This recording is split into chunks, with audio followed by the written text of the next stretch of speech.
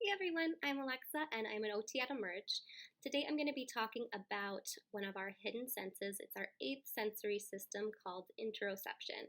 And this is our ability to sense what's going on internally inside of our bodies. So, our interoceptive awareness primarily comes from the insular cortex inside the brain, and it helps us take in sensory signals from bodily changes that are going on inside of our bodies, like our heart beating and our muscles clenching, and use cognitive skills and our emotional awareness to understand what those signals we're receiving mean and what to do with them. So, kids who struggle with their interoceptive awareness might have a hard time sensing when they need to use the bathroom. They might have frequent accidents or wait until the last minute until it's an emergency before they go. They might have a hard time sensing when they're hungry or thirsty. They might not be attending to the clues inside of their body. And my tummy's rumbling, that means I'm hungry and I should go get some food.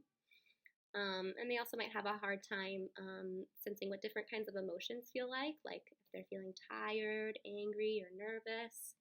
There's a strong correlation between our emotional regulation and our interoceptive awareness. But luckily, our interoceptive awareness can be improved by practicing. So, for a kiddo who has difficulty making it to the bathroom on time, we might provide them with some basic education on how their bodies work. Helping them understand when I drink water, my bladder starts feeling a bit fuller. That means I'm going to need to use the bathroom soon. There are a few great books and activities in our Amazon link below that have some great resources for educating kids more about their bodies and how to sense what's going on the inside. So, kiddos who struggle with sensing when they need to eat or drink or when they need to stop eating when they're feeling full will also benefit from that basic education on nutrition and on how their bodies work. They'll benefit from learning different kinds of vocabulary too and how to describe what they're feeling on the inside, like my stomach is feeling empty, it's time to eat. They also might benefit from having like a visual schedule or timer check-ins as reminders to eat, drink, or go to the bathroom if they're not quite independent in sensing when they need to quite yet. They can also practice mindful eating to help improve their internal awareness of how food feels on the inside of their body as they put it into their mouths, begin chewing it, swallowing, and then sensing how it feels sitting in their stomach. You can have them do check-ins and helping them recognize, is that bite of food enough for me to feel full or do I need to eat some more? And as they become more educated and practice strengthening their interoceptive awareness, then they will become more independent in sensing their body clues, telling them when they need to eat or to stop eating and when to use the bathroom and to get there before it becomes an emergency.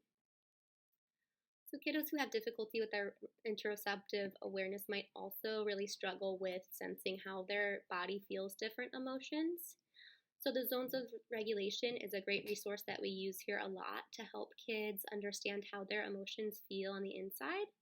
So, I have this visual here of the zones, and it's just a great way to provide kiddos with different vocabulary on what their emotions are and their arousal levels. So, feeling tired in the blue zone, sluggish in the green zone, I'm good to go.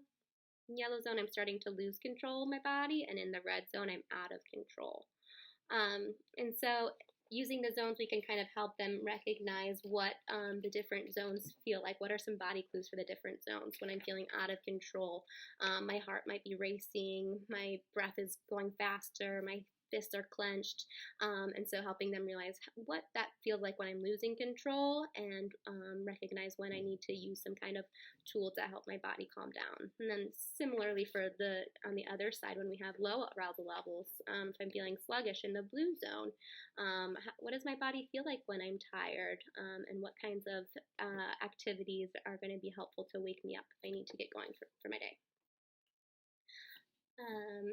We also might have the kiddo practice doing body scans.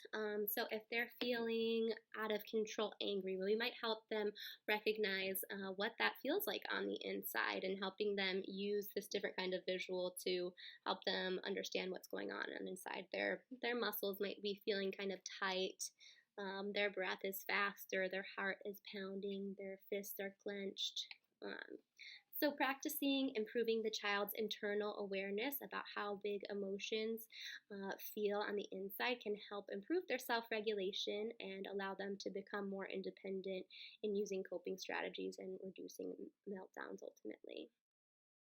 So, if your kiddo is struggling with managing their emotions or sensing what's going on inside of their body, then feel free to check out the resources linked below, or feel free to reach out to us at emergepediatrictherapy.com. And we would love to work with you guys to figure out how we can help you or your child with this. So, thanks for tuning in, and we will see you next time for our next Tuesday's Talks, Tips, and Tricks.